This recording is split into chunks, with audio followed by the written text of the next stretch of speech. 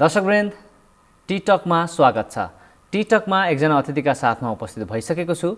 खास गरी आज हामीले टिकटकमा कुराकानी गर्नका लागि यातायात व्यवस्था कार्यालयका निमित्त प्रमुख बाँकेका निमित्त प्रमुख हुनुहुन्छ पूर्णबहादुर खत्रीलाई मैले स्टुडियोमा बोलाएको छु।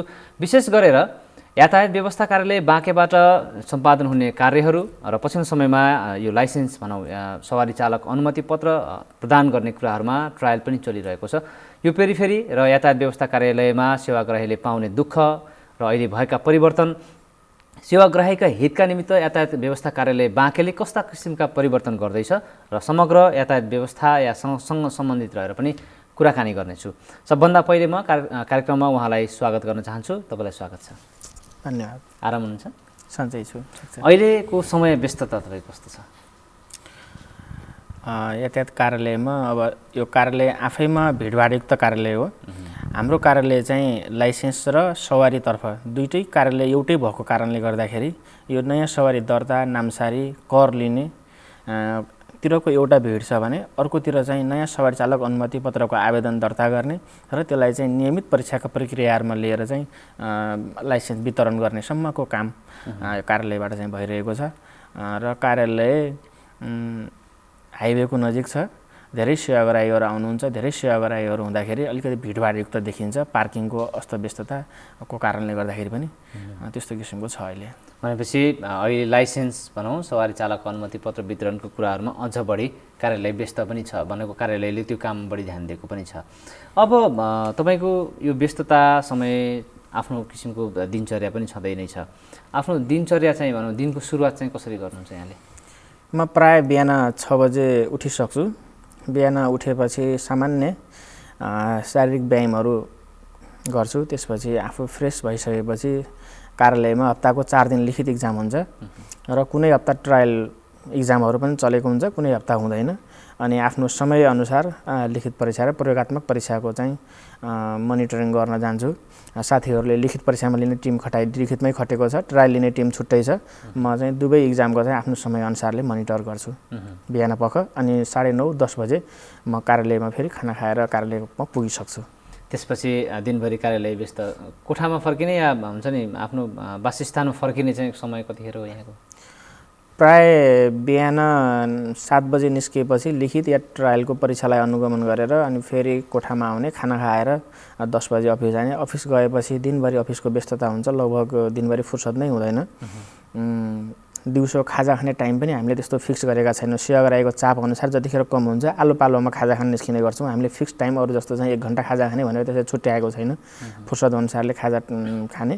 अनि 5 बजे अफिस टाइम भयो। 5 बजे र 5:30 लगभग प्राय जसो हुन्छ। सेवाग्राहीको काम हामीले लगभग 4 साढे 4 बजेसम्म लगभग सकाइसकेका हुन्छौँ।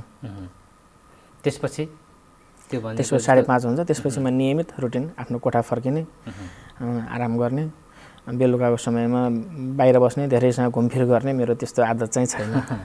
कस्तो कुरामा बढी रुचि राख्नुहुन्छ यहाँले? म अलिक एकाडेमिक टाइपको लाग्छ आफ्नो स्वभावलाई। म अहिलेसम्मको जागिरमा 7 वर्ष भयो। नायब सुब्बाबाट जागिरको सुरुवात गरेको। म फर्स्ट एटेम्पमा नै नायब सुब्बा पास गरेको। मैले 6 महिनाको तयारीमै लोकसेवा पास गरेको। 6 महिना नायब सुब्बा भएँ म। नायब सुब्बा भएको 3 वर्षमा अदालतमा मेरो इन्ट्री भयो। जागिरमा 12 जिल्ला अदालतमा 1.5 वर्ष जागिर खाएँ। अदालतको जागिरमा निकै व्यस्त जागिर। नासुले इजलास सहायकको काम पनि गर्नुपर्ने, फाँटमा तारिख पनि दिनुपर्ने र फैसला पनि लेख्नुपर्ने। धेरै चाप थियो त्यहाँ चाहिँ। बिहान बेलुका काम पनि दिनुपर्ने। त्यो टाइमले गर्दा मलाई अफिसरको तयारीमा अलिकति ह्याम्पर गर्यो। 1.5 वर्ष 12 जिल्ला अदालतको बसाइपछि म काज सरुवा भएर साबिकको पुनरावेदन अदालत नेपालगञ्जमा आएँ। नेपालगञ्जमा आइसकेपछि मलाई फाँटको काम बाहेक फैसला लेख्नु पर्थेन। इजलास अधिकृतहरू हुनुहुन्थ्यो।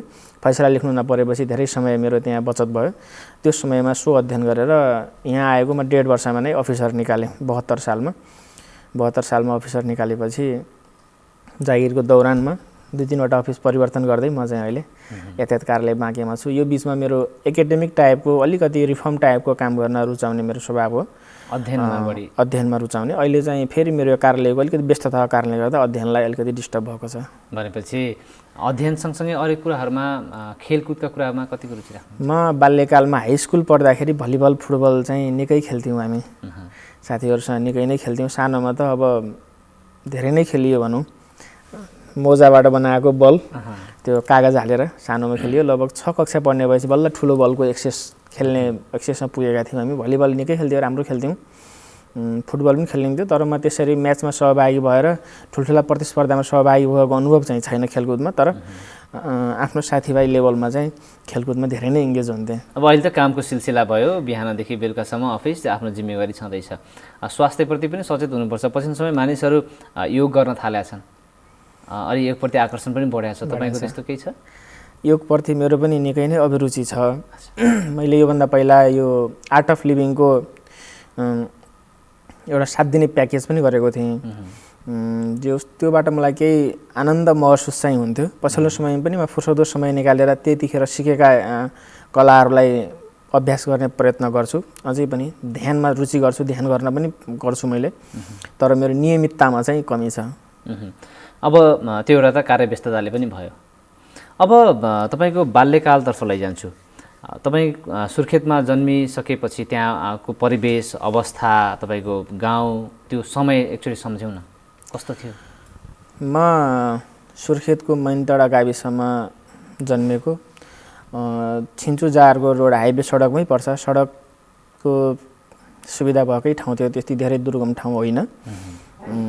धेरै पछि मात्रै हाम्रो ठाउँमा सडक पिच भएको थियो।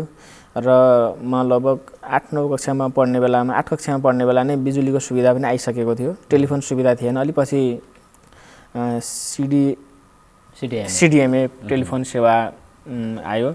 मैले आफ्नै गाउँको स्कुलबाट चाहिँ 8 कक्षासम्म उत्तीर्ण गरेँ। हाई स्कुल थिएन नजिकमा। त्यसपछि लेखपर्साको आदर्श उच्च माविमा पढेँ मैले, त्यहाँबाट हाई स्कुल गरेँ। लगभग घरबाट 1 घन्टा लाग्थ्यो स्कुल पुग्न।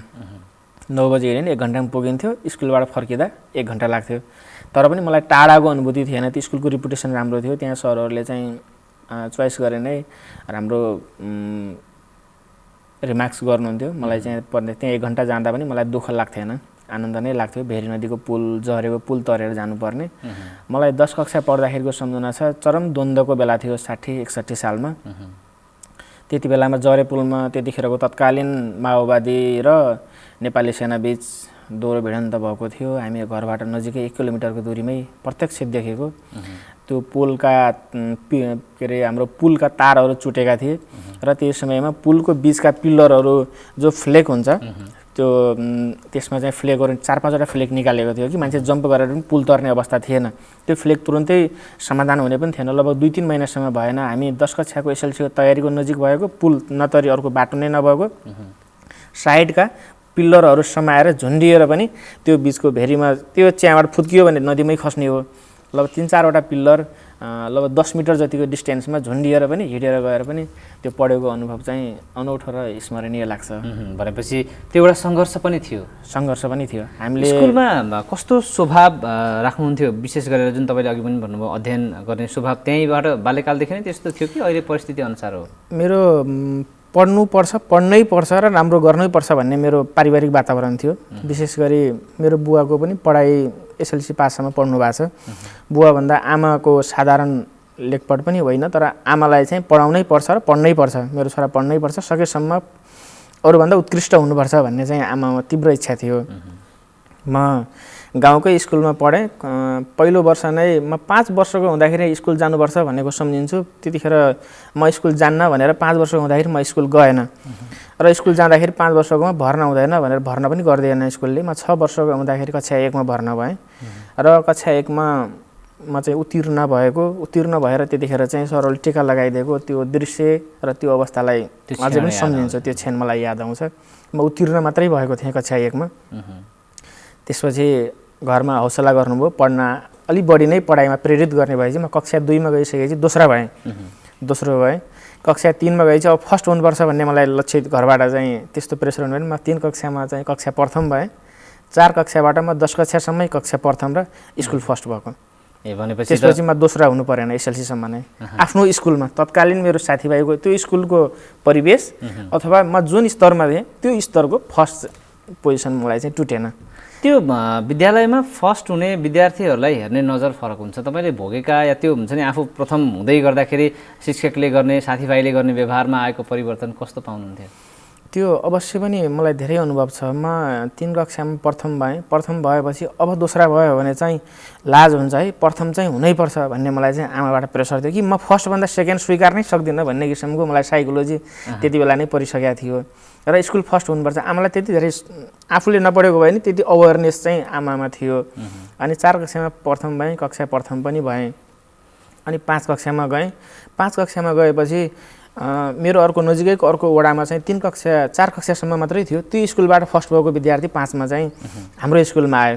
ल अब त्यो इच्छाको पनि त्यो अर्को स्कुलको प्रथम विद्यार्थी आएको छ, अब को हुन्छ प्रथम भनेर चाहिँ साथीभाइले पनि कम्पिटिटिभ स्कुलमा पनि अलिक कम्पिटिटिभ, टिचरले पनि कसले जित्छ भन्ने यस्तो र घरमा पनि हुनैपर्छ भन्ने वातावरण थियो। अनि म अर्को विद्यार्थी स्कुलबाट आएको विद्यार्थी भएँ, म नै प्रथम भएँ। सायद ऊ साथी दोस्रा भयो जस्तो लाग्छ मलाई। त्यसपछि 6 कक्षामा गएँ। 6 कक्षामा गएपछि फेरि अर्को जरेमा अर्को प्राथमिक स्कुल थियो। त्यो कक्षाको विद्यार्थी फेरि हाम्रो स्कुलमा आउने। 8 कक्षासम्म म पढ्ने स्कुल थियो, अरू चाहिँ प्राथमिक स्कुल थिए। फेरि अर्को विद्यार्थी आएपछि लो अब फेरि अर्को प्रथम आयो। फेरि मलाई 6 कक्षामा चाहिँ च्यालेन्ज बढ्यो को प्रथम हुन्छ भनेर। अनि त्यति बेला पनि म प्रथम नै भएँ। त्यो स्कुलबाट आएको साथी पनि दोस्रा तेस्रा समथिङ केही हुनुभयो। अनि 7 कक्षा पनि प्रथम भएँ। म 8मा पनि प्रथम भएँ। म पढेको स्कुल 8 कक्षासम्म मात्रै थियो। त्यतिखेर म 8 कक्षा 7, 8 पढ्ने बेलामा देशमा चरम द्वन्द्व भइसकेको थियो। पढाइको स्तर निकै कम थियो। स्कुलहरू धेरै समय बन्द हुन्थे। अनि विद्यार्थीहरूलाई पनि कार्यक्रमहरू आउने, कार्यक्रमहरू सहभागी हुनुपर्ने, टिचरहरू पनि अलिकति पढाइभन्दा एकाडेमिक वातावरण अलिकति बिग्रिसकेको थियो। त्यो हिसाबले चाहिँ हाम्रो कोर्स नै कम्प्लिट नहुने, रिपिट हुने, ट्युसन पढ्ने भन्ने त चान्सै थिएन। त्यही बिचमा 8 कक्षामा चाहिँ मेरो स्कुलमा सम्झिन्छु म मात्रै उत्तीर्ण पास र फर्स्ट भने पनि उत्तीर्ण पास भने नि म मात्रै। बाँकी सबै साथीहरूलाई विषय लागेको थियो। पास त 50% जति पास हुनुभयो होला जस्तो लाग्छ, तर बाँकी धेरैलाई चाहिँ विषय लागेको थियो। विषय नलागेको, तर मेरो मार्क्स चाहिँ तुलनात्मक रूपमा धेरै न्यून थियो। त्यो मेरो सानो क्लासको थोरै ब्याकग्राउन्डले सपोर्ट गर्यो होला, तर मेरो पनि धेरै न्यून मार्क्स थियो। म सम्झिन्छु 45-50% भन्दा कम धेरै थिएन मेरो त्यति बेलाको मार्क्स। 8 कक्षामा उत्तीर्ण भएँ। द्वन्द्वले त धेरैलाई असर पनि गरेको छ, जो सब अहिलेसम्म पनि त्यसका घाउ भनौँ न अझै पनि छन्। अब त्यसको कुरा आफ्नो ठाउँमा छ। एउटा परिवर्तनका खातिर त्यो सही या गलत त्यो इतिहास र समयले छुट्याउँछ। हामीले आफ्नो किसिमको भोगाई जीवन सङ्घर्ष छन्। अब तपाईले त्यो बाल्यकाल सङ्घर्ष त्यहाँबाट सुरु गरिसकेपछि फेरि अब एसएससी पछिको पढाइ चाहिँ कहाँबाट सुरु गर्नुभयो? म 8 कक्षा उत्तीर्ण गरेपछि मेलकुना हाई स्कुल पनि थियो लेखफर्सा। मलाई चाहिँ लेखफर्सा जानुपर्छ भन्ने किसिमको इन्भाइरोमेन्ट भयो। अनि म र 2-3 जना साथी मात्रै त्यो स्कुलबाट लेखफर्सा हाई स्कुलमा गयौँ र धेरै साथीहरू मेलकुना हाई स्कुलमा जानुभयो त्यति बेलाका। लेखफर्सामा गइसकेपछि म अर्को स्कुलमा गएँ र त्यो स्कुलको स्वाभाविक वातावरण त्यहाँबाट पनि प्रथम हुँदै आएको अर्को स्टुडेन्ट थियो। म नयाँ स्कुलमा गइसकेपछि फेरि मलाई त्यहाँ प्रथम हुने चाहिँ चुनौती आयो। आफूले राम्रो गर्ने कुरा त छँदैछ, प्रथम हुने चुनौती, मार्क्स धेरै ल्याउने भन्दा पनि प्रथम नै चुनौती नै प्रथम हुने कुरा मात्रै छ। त्यो लक्ष्य पनि बन्यो होला। लक्ष्य नै बन्यो कि प्रथम हुनैपर्छ। आफ्नै साथीभाइले अब त्यहाँ गएर प्रथम हुन्छ कि त हुँदैनस् भनेर अलिकति डोमिनेटिङ गरेको अथवा चाहिँ सक्दैनस् भनेको त्यति बेलाको डोमिनेटिङ त होइन, उहाँहरूलाई लागेको कुरा होला। मलाई चाहिँ त्यो सुन्दाखेरि डोमिनेट गरेको र सक्दैनस् भने जस्तो म जसरी पनि गर्नैपर्छ भन्ने त्यो कुराले मलाई फेरि पोजिटिभ इनर्जाइज गर्थ्यो। म नेगेटिभ रूपमा चित्त दुख्थ्यो, तर म गरेर देखाउँछु भन्ने भित्र ऊर्जा लिन्थेँ। मैले जवाफ दिन्थिनँ। अनि त्यो स्कुलमा गइसकेपछि म त्यहाँ पनि प्रथम भएँ। अनि त्यहाँ जुनियर रेड क्रस सर्कल भन्ने रहेछ, मलाई थाहा थिएन त्योभन्दा अगाडि। जुनियर रेड क्रस सर्कल हुने भयो। अनि मलाई त्यहाँबाट आएको त अध्यक्ष हुनुपर्छ भनेर त्यहाँको सरहरूले पनि भनेपछि म अध्यक्ष हुनका लागि चाहिँ तयार भएँ। फेरि त्यहीँको अर्को कुनै 8 कक्षामा पढ्ने विद्यार्थी म पनि अध्यक्ष हुन्छु भनेर सँगसँगै चाहिँ उसले पनि छोडेन।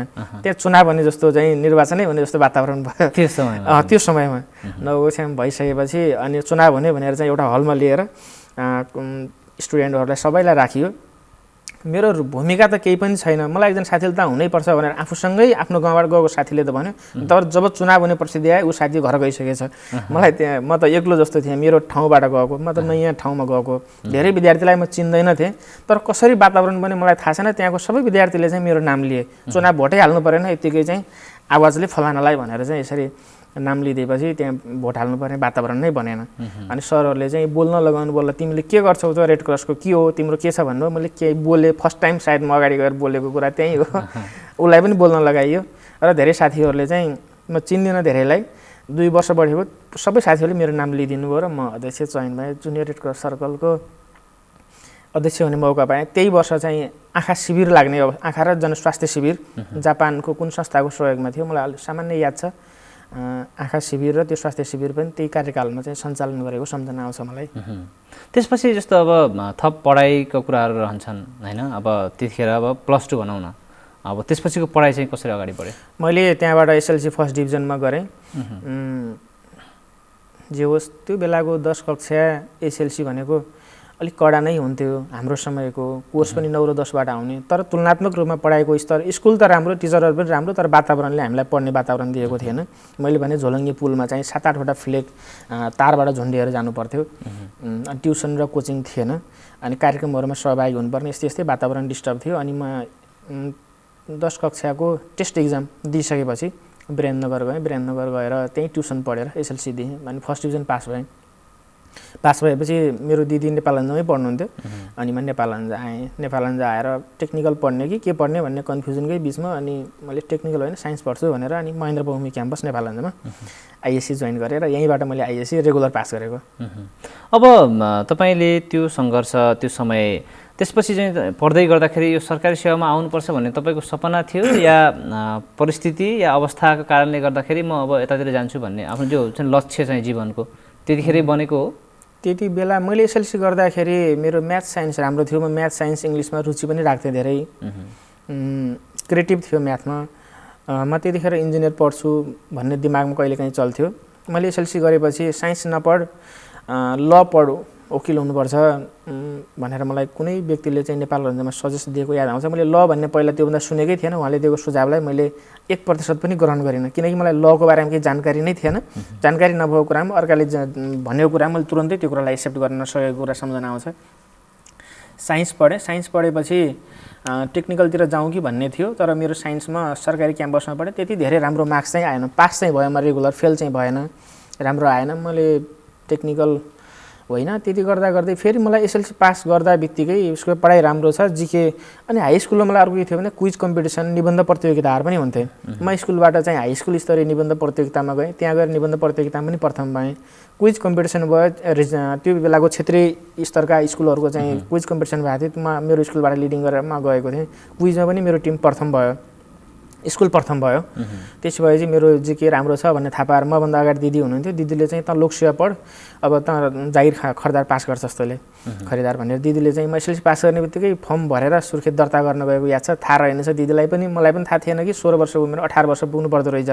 उमेरको कारणले मैले फर्म भर्न पाएन। सायद मैले उमेरको कारणले फर्म भर्न पाएको भए म तुरुन्तै जागिरको लाइन खरिदारको तयारी गरेर जागिरमा इन्ट्री भइसक्थेँ कि होला जस्तो लाग्छ। 2 वर्ष भएपछि म फेरि पढ्नुपर्ने भयो, अनि साइन्स जोइन गरेँ। आइएससी यहाँबाट पास गरेँ। पास गरेपछि बिएससी एजी पढ्छु भनेर म चितवन गएँ। चितवन गएर इन्ट्रान्स दिएँ, मेरो तयारी थिएन। त्यहाँ त मैले 1 महिना तयारी कक्षा बसेँ, मभन्दा धेरै टफ लेभलको साइन्स स्टुडेन्टहरू देखेँ। त्यो मेरो ब्याकग्राउन्डको कमजोरी हो। मैले त 1 महिनामा उनीहरू जति कभर गर्न सकिनँ, मेरो त्यहाँ नाम निस्किएन। ननिस्किएपछि मलाई जुन घरमा बसेको थिएँ, घरबेटीले मलाई यति राम्रो गर्नुभयो। घरबेटीको दिदी हुनुहुन्थ्यो, उहाँ पनि बिएससी एजी पढ्नुहुन्थ्यो। तिमी यहीँ बस भाइ, 1 वर्ष बस, अर्को वर्ष तिमीले नाम निकाल्छौ, यो वर्ष समय छोटो भयो, यहीँ बस पढ, हामी सहयोग गरौँला भनेर भन्नुभएको थियो। तर म बसिनँ। आखिरी बिएससी पढे पनि जागिरमै जाने हो, जागिर गरे पनि अफिसर लेभलमै इन्ट्री हुने हो। मैले नेपालगञ्जमा गएर चाहिँ अरू सिम्पल सब्जेक्ट पढेर भन्दा म त जागिर खान सक्छु, टेक्निकल अफिसर भन्दा एडमिनिस्ट्रेटिभ अफिसरको भ्यालु पनि तुलनात्मक रूपमा ठिकै हुन्छ भन्ने त्यतिखेर साइकोलोजी थियो मलाई थोरै। जसरी पनि अफिसर लेभलमा इन्ट्री हुने हो भनेपछि त म किन यहाँ बिएससी एजी नै पढ्नु पऱ्यो। 3 वर्षमा उता गयो भने म ब्याचलर लेभलको डिग्री पाउँछु भने यो बिएससी एजी मलाई कम्प्लिट गर्न 5 वर्ष लाग्छ। म त 5 वर्षमा त अफिसरै भइसक्छु। मैले तुलनात्मक आफैलाई त्यो सेन्स मलाई आयो, म नेपालगञ्ज फर्किन्छु भने। अनि जब म लोकसेवा नै पढ्ने हो, टेक्निकल नगएर चाहिँ प्रशासनिक जागिर खाने हो भने म फेरि किन साइन्स पढ्ने, बिएससी किन पढ्ने, या अर्को कुनै पढ्नुभन्दा मलाई चाहिँ त्यतिखेर भर्खर फेरि प्राइभेट ब्याङ्कको चार्मिङ बढ्दो थियो नेपालगञ्जमा। मलाई एउटा लोकसेवाको रहर पनि छ, अर्कोतिर प्राइभेट ब्याङ्कको भर्खरै आएको प्राइभेट ब्याङ्कको जागिर, त्यो ड्रेसअप, त्यो चार्मिङमा पनि मलाई रहर लागेको थियो। म बिबिएस पढ्छु भने, बिबिए काठमाडौँ मात्रै थियो त्यतिखेर, बिबिएस पढ्छु भनेर फेरि महेन्द्र बहुमुखी क्याम्पसमा बिबिएस जोइन गरेँ मैले। अब यो तपाईँको जीवन सङ्घर्ष त्यसपछि आएको एउटा आफ्नो चेतना स्तर सँगसँगै तपाईँ सरकारी सेवामा पनि हुनुहुन्छ। यो त्यो प्रसङ्गबाट जोड्दै गर्दाखेरि तपाईँले त्यतिखेर देखेका सपना र अहिले साँच्चै नै लोकसेवा क्षेत्रमा आएर निजामती क्षेत्रमा काम गर्दै गर्दाखेरि ठिकै रहेछ जस्तो लाग्छ या आफू सन्तुष्टिको हिसाबले चाहिँ? म सन्तुष्ट छु मेरो पेसाप्रति।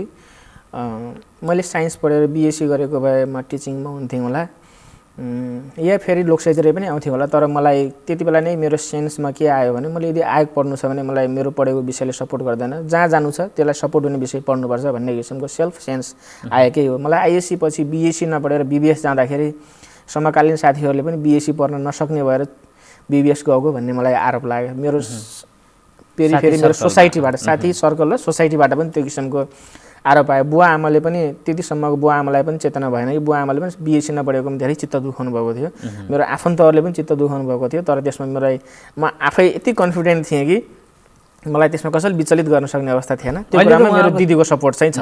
अहिले त उहाँहरूको पनि फेरि अब सोचाइ परिवर्तन भयो किनकि मैले जे भनेको थिएँ त्यतिखेर मैले त्यो कुरा पुरा पनि गरेँ। मेरो दिदीको सपोर्ट चाहिँ थियो। तेरो इच्छा छ भने ठिक छ बिबिएस पढ भनेर दिदीले भनेको मलाई सम्झना छ। म बिबिएस पढेँ। बिबिएस पढ्दै गर्दा अनि मेरो मामा पनि निजामतीमै हुनुहुन्थ्यो। मामाको कारणले मलाई थोरै निजामतीप्रति रहर जाग्यो। सुरुमा ब्याङ्कप्रति आकर्षण पनि सँगसँगै थियो। अनि बिबिएस सकिने बेलासम्म मेरो ब्याङ्कभन्दा पनि अझै माथि जान्छु भन्ने चाहिँ त्यो कोर्स पढ्दै जाँदा मेरो हिम्मत सोच बढ्दै गयो। बिबिएस पास गर्दै गर्दा आइदर एमबिए पढ्छु या लोकसेवा पढ्छु। म फेरि त्यो बिचमा कन्फ्युजन थियो। बिबिएस थर्ड इयरको इक्जाम दिइसकेपछि म एमबिए पढ्छु भन्ने पनि थियो। एमबिए यो क्षेत्रमा थिएन। काठमाडौँ युनिभर्सिटीकोमा एमबिएको के छ त्यसको प्रिपरेसन हल्का स्टडी गरेँ। त्यो बिचमा नै फेरि अफिसरको त्यतिखेर अहिलेको अफिसरको इक्जाम प्याटर्न र त्यति बेलाको फरक थियो। साउनको महिना नै प्रारम्भिक इक्जाम लिन्थ्यो अफिसरको। प्रारम्भिक इक्जाम पास गरेपछि 2 वर्षसम्म रिटन इक्जाम दिन पाइन्थ्यो। मेरो अफिसरको ब्याचलरको रिजल्ट आउने र अफिसर खुल्ने सँगै भयो। अनि मेरो जिके पनि अनि भरिहाल्छु नि त भन्ने हिसाबले अफिसरको जाँच भरेँ। 1 महिना जति टाइम थियो। 1 महिनाको ग्यापमा अफिसरको प्रारम्भिकको लागि फर्म भरेको म पास भएँ। पहिलो पटकमै मैले अफिसरको प्रारम्भिक पास भएपछि मलाई हिम्मत बढ्यो। मैले एमबिए छोडेर त्यसपछि लोकसेवातिरै लागेँ। म त्यहीँबाट काठमाडौँ गएँ मङ्सिरमा। यो बिचमा मैले बोर्डिङ स्कुल पनि पढाएँ। त्यो ब्याचलर पढ्दै गर्दा नेपाल बोर्डिङ स्कुलमा टिचिङ पनि गरेँ। त्यसले मलाई थोरै एक्सपिरियन्स गर्यो। टिचिङ गर्दै गर्दा म त कक्षामै विद्यार्थीलाई क्लास वर्क दिएको बेला आफूले आफ्नो स्टडी गर्न पनि भ्याउँथेँ। मलाई त्यति इगर थियो, इच्छा थियो कि मलाई त्यो जिकेप्रति र आफ्नो कोर्सप्रति मलाई त्यो कण्ठ गर्नका लागि या पास गर्नका लागि होइन कि मलाई हरेक त्यो पानामा आएका त्यो जिकेका नयाँ नयाँ कुराहरू युनिक लाग्थ्यो। त्यो कुरा मलाई पढ्दै गएपछि अटोमेटिक सेट हुँदै जान्थ्यो। मैले 1 महिनामा नै पास गरेको। मलाई त्यो बेलाको मेरो कन्सन्ट्रेसन र त्यो मेमोरीलाई आफैलाई एकदम आनन्द लागेर आउँछ। त्यो सम्झिन्छु मैले। जीवनसाथी चाहिँ कसरी छान्नुभयो यहाँले? म त्यति भइसकेपछि निजामती प्रवेश गरेँ। निजामती प्रवेशसँगै अफिसर पास भइसकेपछि लगभग 27 वर्ष पुगेपछि निजामती सेक्टरमै अहिले जोसँग मेरो विवाह भएको छ उहाँ पनि निजामती सेक्टरमै हुनुहुन्थ्यो। निजामती सेक्टरको गर्ने कि बाह्य सेक्टरको गर्ने त्यहाँ पनि मैले अलिकति विवेक प्रयोग गर्न खोजेँ। मसँग चिन्जान र अथवा कुरा अन्य सेक्टरकोहरूसँग पनि थियो, तर मैले तुलनात्मक रूपमा आफ्नै निजामती सेक्टरकै ठिक होला भनेर निजामती सेक्टरकै मान्छे रोजेको। प्रेम विवाह गर्नुभयो? मेरो फर्मल प्रेम पनि थिएन, चिन्जान थियो। हाम्रो त्यस्तो धेरैसँग कुरा हुने अथवा चाहिँ थिएन। टाढैबाट चिन्जान भएको तर धेरै कन्ट्याक्ट चाहिँ हुन्थेन। मागी विवाह भन्नु? मागी विवाह नै हो।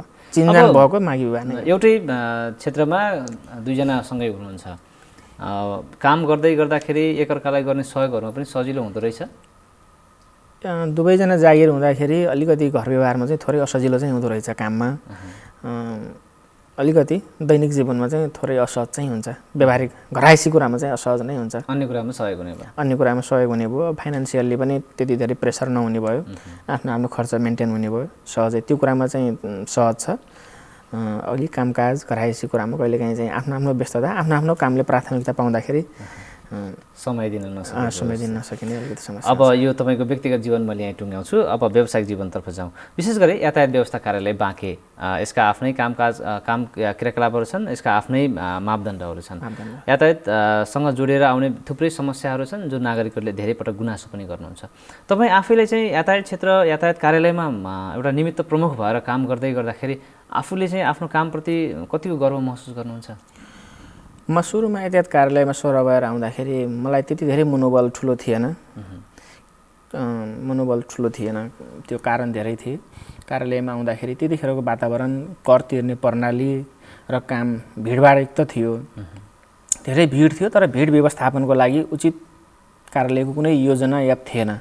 मथल्लो निकायको पनि थिएन, कार्यालय स्वयंको पनि थिएन। म 1 वर्ष जति म सहायक भएरै काम गरेँ। मैले आफ्नो अगाडि काम जे छ त्यसलाई आफ्नो विवेकले र बुद्धिले समाधान गरेर काम गरेँ। म 1 वर्षपछि कार्यालय प्रमुखको रिटायरमेन्ट भएपछि निमित्त कार्यालय प्रमुखको जिम्मेवारी पाएँ र तत्कालै त्यसपछि मलाई चाहिँ देखिएका समस्याहरू कहाँबाट समाधान गर्न सकिन्छ भन्दै मलाई चाहिँ सुरुवात भयो। कार्यालयको एउटा पुरानो गाडी कार्यालयको अगाडि एकजनाको ग्यारेजको बाहिर पार्किङ गरेर राखेको 4वटै टायर भुइँमा बसेका घाम पानीले बिग्रिएको अवस्थामा थियो। तत्कालै यो गाडीको कसरी व्यवस्थापन गर्ने भन्ने विषय मलाई फर्स्ट दिमागमा त्यो कुराले हिट गर्यो। मैले मन्त्रालयसँग कुरा गरेँ, केही बजेटको व्यवस्था गर्नु पऱ्यो, म यो गाडीलाई चाहिँ सुधार गरेर मन्त्रालयमै पठाइदिन्छु, मलाई चाहिँ गाडीको आवश्यक छैन, त्यो गाडीलाई चाहिँ चल्ने अवस्थाको गाडी यसरी मिसयुज भइरहेको छ भनेपछि मन्त्रालयले ठिक छ इस्टिमेट गर्नुहोस् भनेको थियो। त्यही बिचमा मन्त्रालयबाट अलिकति इस्टिमेट र बजेट आउन ढिला जस्तो भइसकेपछि गाडी त्यस्तै अवस्थामा थियो। फेरि यातायात र ट्राफिक नजिकको सम्बन्ध हुने ट्राफिक कार्यालयको पनि गाडी चाहिँ पुरानो थियो, नचल्ने अवस्थामा थियो। ट्राफिक इन्सपेक्टर साहबले म तपाईँको गाडी चलाउँछु भन्नुभयो। मैले भने लैजानुहोस्, धेरै राम्रो कुरा गर्नुभयो, यो गाडी रिफर्म गर्नुहोस्, लैजानुहोस् भन्नु। उहाँले टायरमा हावा भरेर ब्याट्री मात्रै चेन्ज गरेपछि त्यो गाडी चल्यो र अहिलेसम्म पनि त्यो गाडी चाहिँ ट्राफिक कार्यालय नेपालगञ्जले चलाइरहेको छ। मलाई त्यो कुरामा गर्व लाग्छ। घाम पानीले खाइरहेको सरकारी सम्पत्ति, सरकारी एउटा निकायले या यातायात क्षेत्रकै ट्राफिक व्यवस्थापनमा प्रयोग भइरहेको छ। सानो कुरा, तर त्यो चिज मलाई त्यसमा सन्तुष्टि लाग्छ। त्यस पछाडि हाम्रो कर प्रणालीमा लेखामा त्यो रसिद प्रिन्टिङ गर्दाखेरि हरेक शीर्षकको चाहिँ छुट्टा छुट्टै रसिद प्रिन्ट गर्नुपर्ने, एउटा मान्छेलाई धेरै वेट गर्नुपर्ने थियो। मैले एउटै रसिदमा सबै शीर्षकहरू आउने गरी चाहिँ विभागसँग समन्वय गरेर, सानो कुरा हो तर त्यसले हाम्रो समयमा धेरै सुधार गरेको थियो, त्यो गरियो। त्यसपश्चात चाहिँ अब फेरि ब्याङ्कमा स्टाफ बढाउनको लागि ब्याङ्कलाई अनुरोध गरियो। ब्याङ्कले एकजना स्टाफ त बढायो, तर पनि तात्विक परिवर्तन देखिएन।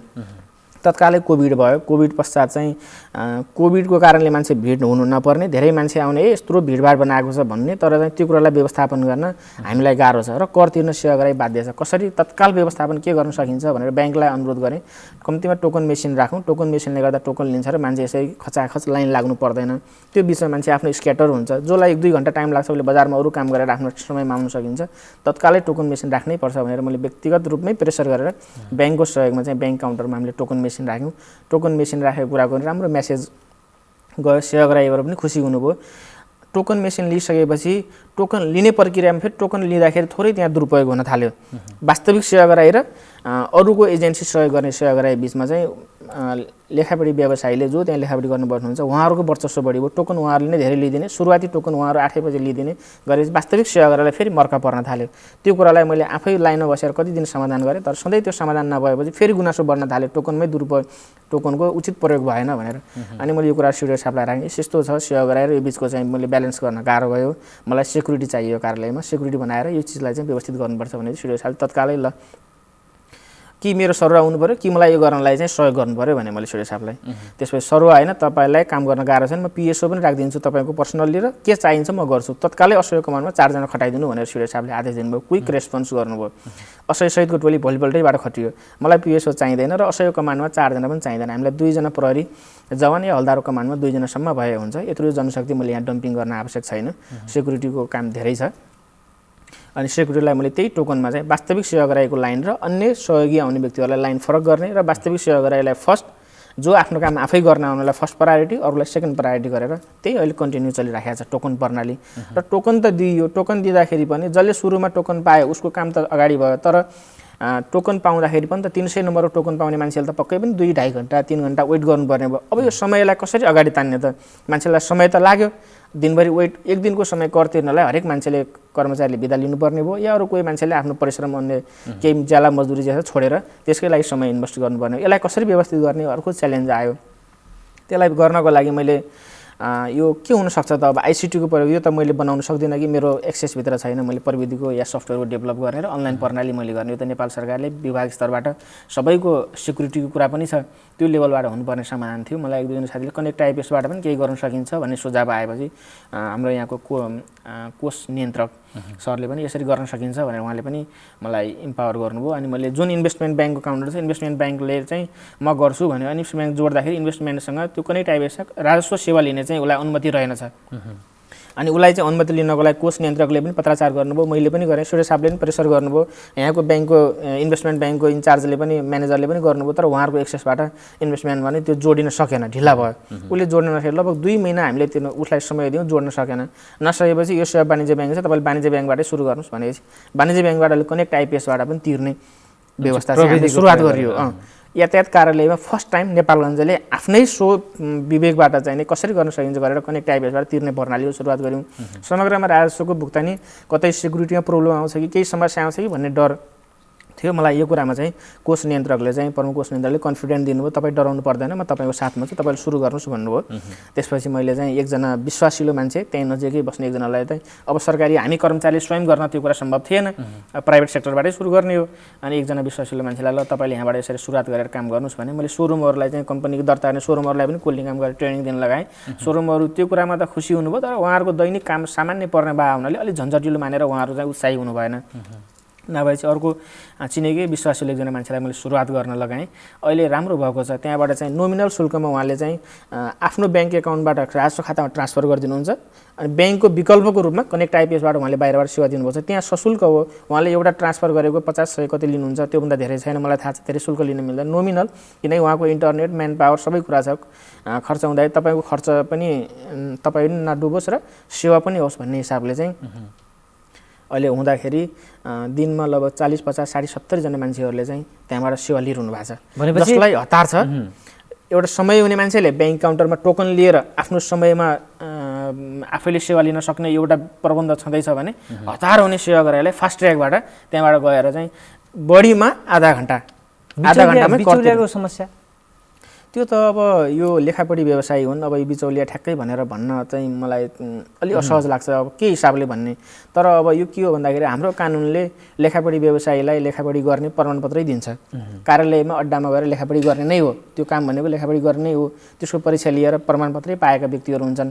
जसरी कानुन व्यवसायी अदालतमा हुन्छ, प्राइभेट हो नि, त्यस्तै लेखापढी व्यवसाय त्योभन्दा तल्लो स्तरको तर सामान्य लेखापढी फारम निवेदन लेख्ने, जो हाम्रो लिटरेसीका आधारमा, हाम्रो लिटरेसी कम छ, साक्षरता दर कम छ, या हरेक कार्यालयको कामको फर्मेट अनुसारले सबैलाई जानकारी हुँदैन, त्यो सपोर्टको लागि लेखापढी व्यवसाय हो। तर लेखापढी व्यवसाय प्रमाणपत्र बाहेकका मान्छेहरू पनि हुनुहुन्छ र अब उहाँहरूको पनि भइराखेको छ। मैले प्रमाणपत्रवालालाई मात्रै आधिकारिक बनाउन पनि त्यहाँ धेरै प्रयत्न गरेँ, तर अलिकति त्यो कुरालाई पूर्ण बाहेकका मानिसहरूले तपाईँको कार्यालय समय तपाईँको व्यवस्था जुन हुन्छ नि त्यहाँ राख्ने लेख्ने कुराहरूमा पनि ढड्डा समय पनि सबै एक्सेस पाउने समस्याहरू, त्यो समस्या यो कुरा थियो। यो म यो कुरालाई स्टेप वाइज भन्दै जान्छु। यो प्रतिनिधिले काम गर्न पाउँछ, जसरी अदालतमा वारिसले चाहिँ तारिख लिनै पाउँछ भने कर तिर्न पनि अर्को व्यक्तिले गर्न पाउँछ। समय नहुने मान्छेले अर्को व्यक्ति आफन्तलाई पठाउन सक्छ या उसलाई कुनै खर्च दिएर पनि पठाउन सक्छ। उसको ज्यालामा त कसैलाई त प्रयोग गर्न मिल्यो, कर आफै तिर्नुपर्छ भन्ने छैन, प्रतिनिधि मार्फत पनि गर्न मिल्ने कामहरू हुन्छ। सोरुमका एजेन्सीहरू हुन्छन्, प्रतिनिधि मार्फत काम हुन्छन्, सोरुमकै एजेन्सी लगभग 40-50 जना होलान्। यसरी गर्दा त्यो सङ्ख्या धेरै छ। जुन उद्देश्यका साथ लेखापढी व्यवसायीको स्थापना गरिएको, उसले आफ्नो उद्देश्यको काम गर्नुपर्नेमा त्यसमा अलिकति डेभिएट हुने र त्यो उद्देश्यभन्दा अलिकति फरक पनि गरिदिने भएको कारणले अलिकति बदनाम भएको हो। यो कुरालाई न्यूनीकरण गर्न मान्छेलाई फिजिकल्ली नियन्त्रण होइन, नीतिगत रूपमा नै यो कुरालाई समाधान गर्नुपर्छ भन्ने कुरामा म चाहिँ कन्भिन्स छु। त्यो हिसाबले मैले टोकन प्रणाली सुरुवात गरेको भने त्यही कुरा नियन्त्रण गर्न लाग्यो। टोकनले केही हदसम्म नियन्त्रण गर्यो। टोकन लिँदाखेरि पनि ढिला भयो मान्छेलाई, समय नभए त मान्छेले कोहीलाई त जिम्मा दिनु पर्यो र त्यो बाबत ज्याला पनि दिनु पर्यो, र उसले ज्याला लिन्छ र त्यो काम गर्दाखेरि यातायातमा दलाल र बिचौलिया पनि हुँदैन भन्ने एउटा किसिमको र्युमर भयो। यो कुरालाई रोक्नका लागि अब कनेक्ट आइपिएस छ। एउटा व्यक्तिलाई त्यो काम गर्नका लागि 500 रुपियाँ या 300, 400, 500 दिएर काममा लगाइन्छ भने अब कनेक्ट आइपिएस छ, कनेक्ट आफैले गएर आफ्नो अगाडि पैसा तिरेर 50-100 रुपियाँमा उसलाई चाहिँ उसको सेवा भुक्तानी गरेर लेखामा गएर तुरुन्तै लेखामा फेरि त्यहाँ कनेक्ट आइपिएस गरेपछि हाम्रो लेखाबाट पनि हाम्रो भिआरएस रसिद दिनुपर्छ। अब त्यहाँको भिड फेरि लेखामा हुन्छ भनेर म लेखामा एकजना म्यान पावर बढाइदिएको छु। 3वटा काउन्टर छ हाम्रो लेखामा, अहिले खासै वेट गर्नु पर्दैन, फटाफट त्यहाँबाट पनि रसिद लिएर सेवा गराइ जान सक्छन्। अब यो चिजलाई नियन्त्रण नीतिगत रूपमै गर्न कनेक्ट आइपिएस भन्दाखेरि उहाँहरूको भूमिका त्यसै खुम्चिसकेको छ। अब सेवा गराइले प्रयोग गर्न मात्रै सुरुवात गर्नुपर्ने, त्यसप्रतिको सचेतना मात्रै जरुरी छ। अब यो एउटा अर्को कुरा जस्तो यो सवारी साधनलाई या सवारी चालकलाई दिने चालक परिचय पत्रका विषयमा पनि धेरै गुनासोहरू आउँछन्। ट्रायल हुन्छ, फेल भएका मान्छेहरू पनि लाइसेन्स पाउने समस्या छ र त्यो कुराहरू अझै पनि गुनासो बढिरहेको पनि छ। जस्तो अब यातायात क्षेत्रमा जति पनि दुर्घटना हुन्छन्, कतिपय दुर्घटनामा चालक दोषी भनिन्छ। ट्रायलमा पास नभएका या दक्षता हासिल नगरेका व्यक्तिहरूले लाइसेन्सका आधारमा उनीहरूले चाहिँ सवारी चालक बनिरहँदाखेरि सवारी चलाइरहँदाखेरि अरूको ज्यान पनि जोखिममा छ। यो कुरामा चाहिँ सवारी चालक परिचय पत्र दिने कुरामा चाहिँ हामीले गरेका त्रुटि हामीले गरेका कमजोरीले गर्दाखेरि अरू नागरिकहरूको ज्यान अकालमा गइरहेको छ भन्ने कुरामा तपाईँ चाहिँ कतिको आफूलाई चाहिँ विश्वस्त मान्नुहुन्छ, यो कुरा कतिको मान्नुहुन्छ? म अब धेरै पुरानो अनुभव त छैन मलाई यातायातको, म यातायातको नयाँ क्याडर हो। म आइसकेपछिको अवस्थामा यातायातको परीक्षा प्रणालीहरू पारदर्शी रूपमा भएका छन्। पास गर्न सक्नेले मात्रै लाइसेन्स प्राप्त गरेको छ, पास गर्न नसकेले प्राप्त गरेको छैन। हामीले परीक्षा प्रणालीलाई पारदर्शी रूपमा गरेका छौँ। जसरी कर तिर्ने प्रणालीलाई सुरुवात गऱ्यौँ यसरी लाइसेन्सको कुरालाई पनि परीक्षा प्रणालीलाई पारदर्शी रूपमा सुरुवात गरेका छौँ। ट्रायल सेन्टरमा सीसी क्यामेरा राखिएको छ, क्यामेराबाट पनि निगरानी भएको छ। हामीलाई चाहिँ ओभरसाइड बडीहरू जसले हामीलाई चाहिँ माथिबाट मोनिटर गर्ने अथोरिटी राख्छ ती निकायहरूले पनि चासोका साथ हेरिरहेको छ र देशैभरि अहिले यो परीक्षा प्रणाली चाहिँ अन्यत्र पनि लगभग कडा रूपमा नै सञ्चालन भएको छ। विगतको विषयमा त मलाई धेरै जानकारी छैन, यद्यपि यो कुरालाई सुधार गर्दै जानुपर्छ र यो विषय जति पिछिल्लो हुँदै गएको छ एकातिर लाइसेन्सको जनतालाई आवश्यकता छ र हामीले लिने परीक्षा प्रणाली मापदण्ड कतै कडा भयो कि हामीले नै परीक्षा प्रणाली कडा बनायौँ कि र जनतालाई फेल गर्ने, एकातिर लाइसेन्स नदिने या अर्को कि दुरुपयोगको तरिकाबाट दिने, यो कुरालाई कसरी न्यूनीकरण गर्न सकिन्छ भनेर यातायात व्यवस्था विभागले हाम्रो सङ्घीय मन्त्रालयहरू पनि यो विषयमा छलफल भएर यो मापदण्डलाई परिवर्तन गर्ने कि भन्ने विषयमा पनि छलफल भइरहेको छ र एउटा किसिमको कार्यविधि हिजो मात्रै विभागले चाहिँ सार्वजनिक गरेको छ र यो विषयमा विभागका महानिर्देशकज्यूसँग हिजो 2 बजे मात्रै हामीले अनलाइन गुगल जुम मिटिङ गरेका थियौँ। जुम मिटिङमा यो विषयमा कुरा उठेको छ। तर फेरि नयाँ बनाइएको मापदण्डमा पनि हामी कार्यालयहरूलाई काम गर्न कति सहज छ हामीसँग छलफल नगरेर बन्न अलिकति बनेको कारणले गर्दा त्यो विषयमा पनि थप छलफल हुन बाँकी नै छ। यद्यपि यो कुरालाई नीतिगत रूपमै समाधान गर्नुपर्छ। मापदण्ड अन्तर्राष्ट्रिय स्तरको मापदण्ड पनि बनाउने र सकेसम्म सहज रूपमा सेवाग्राहीले पनि प्राप्त गरोस् र उसमा पनि केही न केही स्किलको चाहिँ परीक्षण होस् भन्ने किसिमले चाहिँ मापदण्ड परिवर्तन गर्ने र सहज बनाउने विषयमा मन्त्रालय स्तरबाटै छलफल भइरहेको छ। यो विषय समाधान हुन्छ। मापदण्ड भन्नाले कस्तो कुरा परिवर्तन हुन सक्ने कुराहरूमा लिखितको इक्जामलाई प्रश्नपत्रहरू 500वटा प्रश्नपत्रहरूको सङ्गालो बनाउने, प्रश्न ओपन गर्ने, सार्वजनिक गर्ने र त्यही बिचबाट चाहिँ 20वटा प्रश्न सोध्ने र 16वटा मिलायो भने 80 नम्बर ल्याएर पास गर्ने भनेर विभागले भनेको छ। यो विषयमा हाम्रो छलफल हुन बाँकी छ। त्यो विषयमा हाम्रा केही फरक धारणाहरू पनि छन् कार्यालयका र प्रयोगात्मक परीक्षालाई चाहिँ 70% मिलायो भने पास हुने भन्ने छ र विभागले चाहिँ विभिन्न स्टेपमा यो कुरा हेर्ने भनेर धेरै स्ट्यान्डर्ड बनाइदिएको छ। जुन कुरा हामी कार्यान्वयन गर्न कति सक्छौँ भन्ने विषयमा पनि छलफल गर्न बाँकी छ। त्यो कार्यान्वयनमा आइसकेको छैन, छलफलकै चरणमा छ र यो कुरालाई व्यवस्थित गर्नुपर्छ भन्ने विषयमा नेपाल सरकारकै प्राथमिकतामा परेको छ। यो विषय यातायात व्यवस्था कार्यालय बाँके प्रति नागरिकको या सेवाग्राहीको गुनासो अब बिस्तारै कम हुने हो, त्यसो हो भने तपाईँले भनेको हिसाबले यातायात कार्यालयमा तुलनात्मक रूपमा कम भइसकेको छ गुनासो। सेवाग्राहीहरूले अस्ति एकजना सेवाग्राही आउनुभयो, मलाई आधा घन्टामै मैले कर तिरेँ, मलाई जीवनमै खुसी महसुस, मैले कहिल्यै यसरी सेवा पाएको थिइनँ, तर मेरो स्मार्ट कार्ड चाहिँ 3 वर्षदेखि आएन, मेरो गुनासो यहाँ मात्रै रह्यो भन्नुभयो। स्मार्ट कार्ड प्रिन्टिङ विभागले गर्छ, विभागबाट 2018 का धेरै स्मार्ट कार्डहरू प्रिन्ट हुन सकेका छन्, विभागले प्राविधिक रूपमा समाधान गर्न सकेको छैन।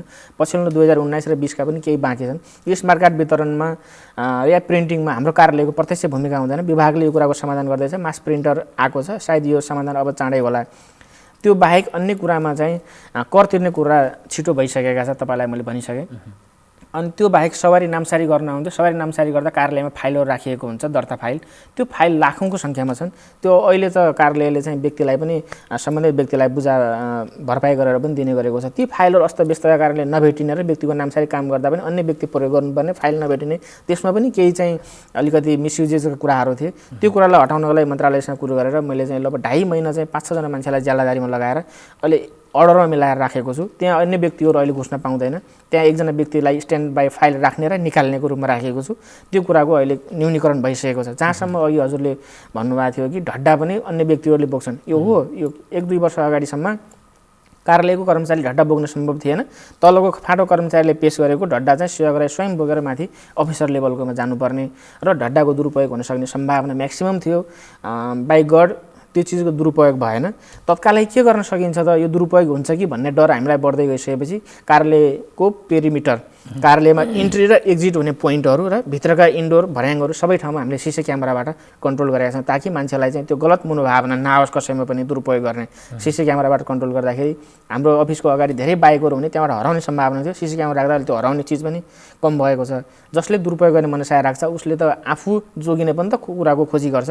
त्यो सिसी क्यामेराको कारणले त्यो कुरा बन्द भएको छ। अब सिसी क्यामेरा त राखेँ मैले सुरक्षा त गरेँ तर यातायातमा चाहिँ बाह्य व्यक्तिले ढाड्डा पुग्छ भन्ने कुराको त न्यूनीकरण भएन।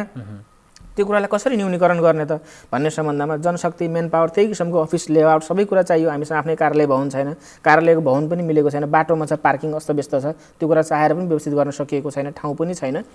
अब यसलाई समाधान गर्नको लागि जनशक्ति हुनुपर्ने जति दरबन्दी अनुसारको जनशक्ति पनि छैन। हरेक वर्ष 10,000को सङ्ख्यामा सेवाग्राहीहरूको सङ्ख्या बढ्छ कार्यालयमा, तर जनशक्ति चाहिँ साबिकै 10 वर्ष पुरानो स्ट्रक्चरको जनशक्ति छ र परम्परागत जनशक्ति छ अझै पनि। अब न्यू ब्लड त आउँदैछ। अब यो कुरालाई कसरी समाधान गर्न सकिन्छ भन्ने विषयमा मलाई निकै खड्किरहेको थियो। अब जनशक्ति पनि बढ्दैन, तत्कालै मथल्लो निकायबाट कुनै यसका लागि चाहिँ ड्रास्टिक चेन्ज या कुनै प्रविधिको सुधार पनि हुनेवाला छैन। अहिले भएकै जनशक्ति अहिले भएकै रिसोर्सबाटै केही न केही गर्नुपर्छ भनेपछि जुन कुराको अन्तिम निर्णय अफिसर लेभलबाट हुन्छ, अफिसर हामी 2 जना छौँ, म कार्यालयमा व्यक्तिहरूसँग भेट्दै पनि मान्छेहरूसँग प्रतिक्रिया गर्नमै मेरो धेरै समय जान्छ। त्यही पनि मैले धेरै समय चाहिँ अफिसियल काममा पनि आधाभन्दा बढी समय बिताउँछु। अब मैले गर्ने निर्णय अहिले चाहिँ प्रदेश स्तरमा अधिकृत स्तर छैठौँ भनेर नेपाल सरकारले मान्यता दिइसकेका साथीहरू हुनुहुन्छ, उहाँहरू पनि लोकसेवाबाटै पास गरेर आएको। किन विश्वास नगर्ने कि सबै कुरा कार्यालय प्रमुखले या अफिसर लेभलबाटै अन्तिम निर्णय हुनुपर्छ भन्ने छैन। अब चाहिँ जिम्मेवारी हस्तान्तरण गर्नुपर्छ भनेर मैले गएको भदौमा निमित्त भएँ। फेरि बिचमा चाहिँ अर्को सर आउनुभयो, म असोजबाट निमित्त भएँ। कार्तिकबाट नै मैले अहिले मोटरसाइकल शाखा एउटा छ, एउटा ठुला गाडीहरूको शाखा छ, मोटरसाइकल शाखाबाटै अन्तिम निर्णय भएर जान्छ। नामसारी जे जो हुनुपर्ने हो, कर तिर्ने, प्रतिलिपि दिने, त्यहीँबाट अन्तिम फाइनल डिसिजन हुन्छ।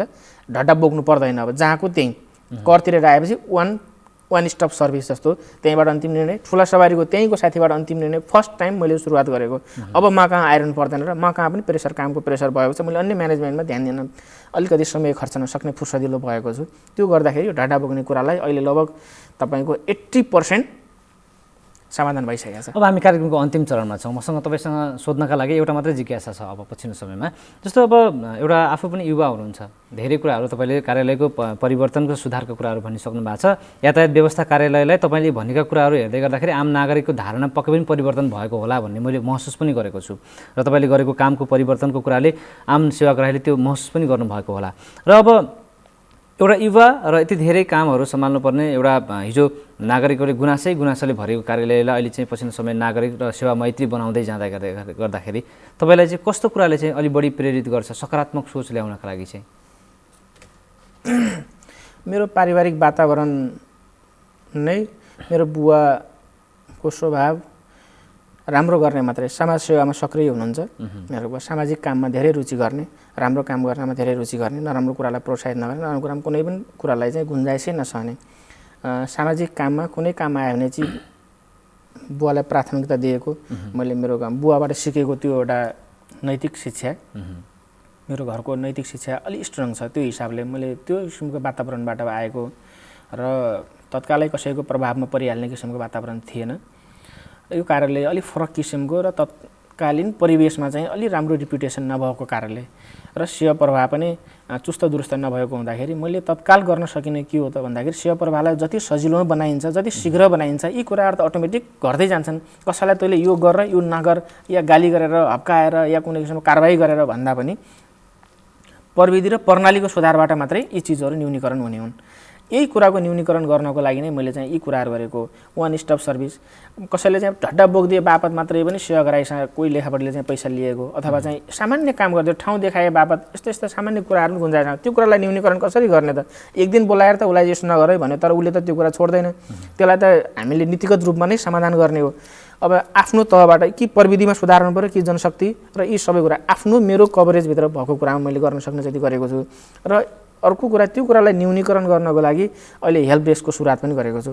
कि सेवाग्राही कोही नयाँ आउनुभयो, कार्यालय कहाँ गएर सोध्ने त, कार्यालयको सुरुवात कहाँबाट कामको सुरुवात गर्ने भन्ने कन्फ्युज हुनका लागि अन्य चिज न्यूनीकरण गर्नलाई कार्यालयको एउटा कर्मचारी सोधपुछ जवाब दिने या केही कुराको बिचमा जवाब दिने सेवाग्राही कक्ष राखिएको छ। प्रविधि जुन अवस्थामा छौँ त्यसकै बावजुद पनि र यो ढड्डा यिनी फाइलहरूको व्यवस्थापन यो कनेक्ट आइपिएसबाट कर तिर्ने प्रणालीले धेरै कुरा न्यूनीकरण भइसकेको छ। सेवा ग्राहक स्वयं आफै दिनमा 50, 60, 70, 80 जनाले अहिले औसतमा सेवा लिइरहनु भएको छ भनेपछि त शीघ्र सेवा लिन चाहने त त्यसको सङ्ख्या त बढ्दो छ।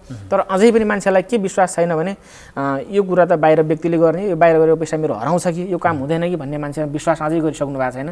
त्यो कुरा विश्वास गर्नु सक्नुहोस् भनेर मैले चाहिँ सकेसम्म त्यो कुरालाई एडभर्टाइज पनि गरेको छु। त्यहाँबाट न्यूनीकरण भएको छ। फाइल व्यवस्थापन, इन्टरनल मेकानिजम व्यवस्थापन, स्मार्ट कार्ड वितरणमा एउटा सफ्टवेयर प्रणाली लगाएका छौँ, त्यहाँबाट पनि केही समाधान भएको छ र अहिले सेवा लिनलाई तुलनात्मक रूपमा धेरै सहज भइसकेको छ। हस्, म रोक्छु। अब चाहिँ हामी समयभन्दा धेरै जान थालिसक्यौँ।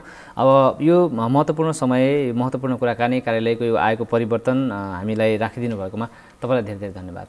धन्यवाद। दर्शकवृन्द, आज हामीले टिकटकमा कुराकानी गऱ्यौँ। यातायात व्यवस्था कार्यालय बाँकेका निमित्त प्रमुख हुनुहुन्थ्यो पूर्णबहादुर खत्रीज्यूसँग। उहाँसँगको कुराकानी कस्तो लाग्यो प्रतिक्रिया जनाउन सक्नुहुनेछ। भोलि फेरि अर्का अतिथिका साथमा कार्यक्रममा उपस्थित हुनेछौँ। त्यतिन्जेलसम्मका लागि बिदा दिनुहोस्। तपाईँको दिन शुभ रहोस्।